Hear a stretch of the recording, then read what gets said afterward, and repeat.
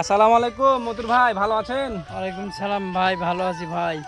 এই ঘাসগুলো কোথা থেকে নিয়ে আসলেন? ভাই বাগান থেকে কাটে আসলাম। ঘাসগুলা বিক্রি করবেন? না ভাই, বিক্রি করব না ভাই। কেন বিক্রি করেন? না ভাইয়া, আমার গরুকে খাওয়াবো। আমার বাড়িতে গরু না খেয়ে আছে ভাইয়া, গরুকে খাওয়াতে হবে। দেখছেন একটা কৃষক কতটা সচেতন হলে একে আমি 100 টাকা কেন 500 টাকা যদি দিতে চাই ঘাসের বস্তা দুটার জন্য, তারপরও সে দিবে না। কেননা সে তার নিজের চেয়ে তার গরুর খেয়াল বেশি রাখে।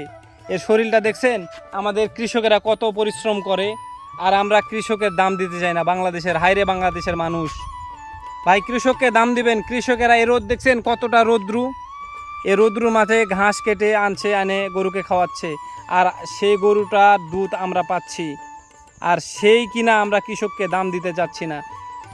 শ্রমজীবী মানুষকে দাম দিবেন, দেশ উন্নত হবে, নিজেকে শান্তি পাবেন, নিজেকে শান্তি লাগবে।